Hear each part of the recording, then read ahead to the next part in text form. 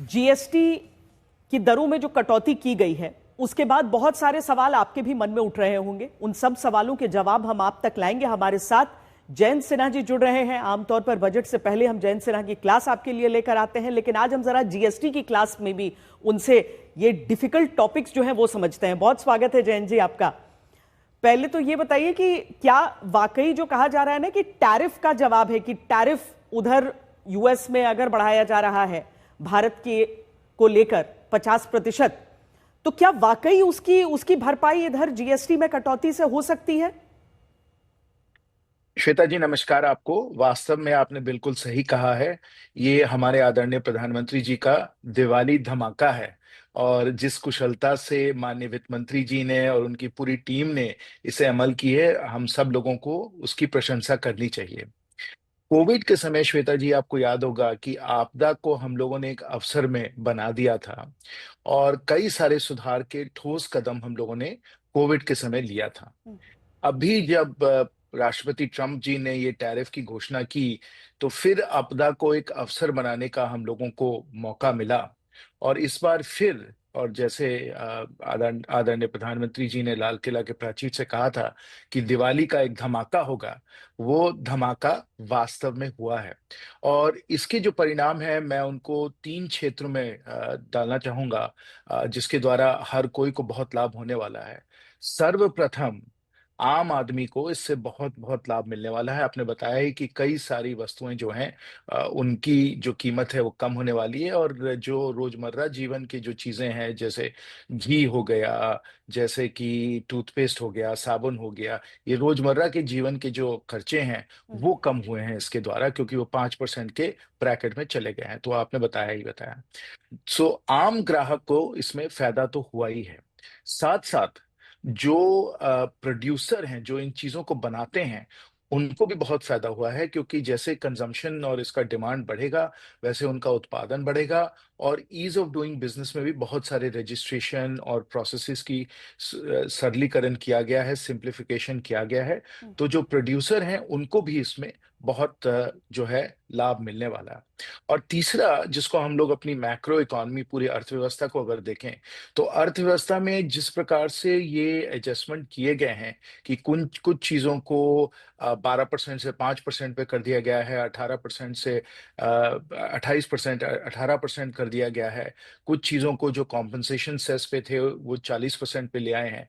तो इन सब चीजों को जिस संतुलित तरीके से किया गया है, जो जो सरकार को घाटा होता, राजस्व का, रेवेन्यू का जो घाटा होता, उसको भी बड़ी कुशलता से, काफी संतुलन से इसको संभाला गया है। और इसलिए जीडीपी में जो अब इसका ओवरऑल जो इम्पैक्ट होगा, वो प्रभाव जो है सकारात्मक, पॉजिटिव होने वाला है। तो इसलिए अगर आप मैक्रो इकोनॉमी, अर्थव्यवस्था के भी नजरिए से देखिए, तो यहाँ भी फायदा होगा। तो यहाँ ग्राहक की बात करें, आप प्रोड्यूसर की बात करें, या मैक्रो इकोनॉमी की बात करें, तीनों नजरिए से इस सुधार के कदम से हम सब लोगों को बहुत बहुत लाभ मिलने वाला है। जैन जी, कई बार हमने देखा है कि जो सरकार की तरफ से कटौती की जाती है पर वो कंज्यूमर तक उस रूप में पहुंचती नहीं है, क्योंकि बीच में सबको लगता है कि चलिए हम उतना फायदा उसमें ले लें। सरकार की तरफ से तो कटौती हो गई लेकिन उतनी कीमत कम नहीं। क्या ये आशंका है अभी भी? नहीं, जीएसटी में ये आशंका नहीं होनी चाहिए, क्योंकि जीएसटी में साथ साथ एंटी प्रॉफिटियरिंग का भी कानून बनाया गया है। और इसलिए जब कटौती इस प्रकार की रेट्स में होती है, तो वो कटौती जो है वो ग्राहक को मिलना हम लोगों के देश का कानून है। और अगर आप नहीं करें ऐसे और उसको अपने मुनाफे में उसको परिवर्तन उसका कर दें, तो वो प्रॉफिटियरिंग कहा जाता है और उसको चोरी कहा जाता है। और इस कारण आपको वो करना ही पड़ता है। और इसलिए ग्राहक को इसका फायदा होगा ही होगा। जहां टैक्स रेट कम किया जाए, वो प्रॉफिट में नहीं, वो बचत में बच जाता है।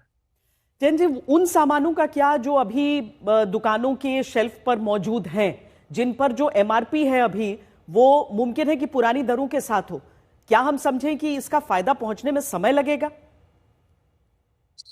जो ये नए जो रेट्स आए हैं वो 22 सितंबर को लागू हो जाएंगे। तो अभी 22 सितंबर तक जिस जिसको अपना स्टॉक जो है उसको निकाल देना है वो करेगा, लेकिन अब कौन खरीदेगा? सब लोग इंतजार करेंगे 22 सितंबर में, सब जब कीमतें कम होंगी तभी जाकर ग्राहक जो है, खासकर अगर एसी हो या टीवी हो या गाड़ी हो, तभी जाकर इसको खरीदेंगे।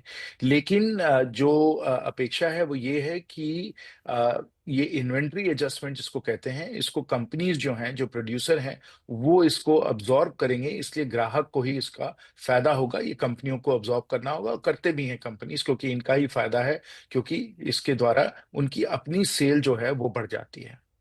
जब ये लागू हो रहा था, जब जीएसटी की शुरुआत हो रही थी, तब राजनीतिक विरोध से लेकर बहुत सारे जो व्यापारी थे उनकी तरफ से कहा गया कि थोड़ा समझना मुश्किल हो रहा है, सरकार ने समझाया, एक लंबा प्रोसेस रहा। लेकिन क्या अब हाइंडसाइट में हम समझें कि वाकई सरलीकरण की जरूरत थी, अगर आज हम इन नए दरों को देख रहे हैं, या ये नए दर वैश्विक चुनौतियों के लिए हैं केवल? श्वेता जी, आपको याद होगा कि मैं वित्त मंत्रालय में था जब हम लोगों ने जीएसटी का काम किया, जी। और उस समय ही आदरणीय वित्त मंत्री जी श्री अरुण जेटली जी ने कहा था कि जो ऐतिहासिक सरलीकरण जीएसटी के द्वारा किया गया है, वो पूरे विश्व में इस प्रकार का ऐतिहासिक सरलीकरण कभी नहीं किया गया है। वास्तव में इसको मतलब हम समझ सकते हैं कि देश के आर्थिक इतिहास में अ, दो तीन सबसे बड़े जो सुधार के कदम होते हैं उनमें से एक जीएसटी था। क्योंकि ये आप समझ लीजिए, क्योंकि बहुत जरूरी है समझना, हम्म। कि जीएसटी के पहले हर राज्य जो था वो अपना ही टैक्स लागू कर रहा था। तो अगर आप कोई वस्तु बनाते थे, तो आपको महाराष्ट्र में एक टैक्स देना होता था, आपको दिल्ली में एक और टैक्स देना होता था, फिर असम में एक और टैक्स देना होता था। तो इसलिए पूरा सप्लाई चेन जो था आपका गड़बड़ाया हुआ था। जब हम लोगों ने सबको एक प्लेटफॉर्म में ले आए, और जैसे आदरणीय प्रधानमंत्री जी ने उस समय कहा था कि जीएसटी जो था वो गुड एंड सिंपल टैक्स है, GST good and simple tax, पूरे देश में एक ही टैक्स, वन नेशन वन टैक्स हम लोगों का उस समय नारा था। तो इसलिए ये ऐतिहासिक सरलीकरण 2017 में किया गया, और इसका कोई लगभग मुकाबला ही नहीं है विश्व में कि इतने बड़े टैक्स रिफॉर्म को एक साथ एक झटके से किया जाए। जैसे जैसे समय होता है तो कई चीजें हम लोगों को पता चलती हैं, कई चीजों का हमका अनुभव होता है, और ये अनुभव हुआ पिछले 7-8 सालों में कि अब सरलीकरण हम लोगों को और बड़े तरीके से करना चाहिए। और अब दिवाली धमाके के द्वारा आदरणीय प्रधानमंत्री जी ने इस सरलीकरण को कर दिया है। इसमें आप समझिए, जरूरी है कि 12% वाला जो रेट है उसको हम लोगों ने हटाकर अब सिर्फ 5% पे ले आए हैं। हम्म। 28% वाला जो रेट था उसको सिर्फ 18% पे ले आए हैं। और जो सेस था, और जो 28% वाले कुछ वस्तुएं थी, उनको एक डीमेरिट रेट, जो 40% का डीमेरिट रेट है, इसको इसमें डाल दिया गया है। तो ये पहले ही ऐतिहासिक सरलीकरण था जब हम लोगों ने इसको लागू किया। अब जो हम लोग सुधार लाए हैं वो एक और बहुत बड़ा सरलीकरण हुआ है। और जैसे मैंने कहा, अगर आप ग्राहक को देखें, प्रोड्यूसर को देखें, सरकार या अर्थव्यवस्था को देखें, तीनों को बहुत बहुत लाभ इससे मिलने वाला है।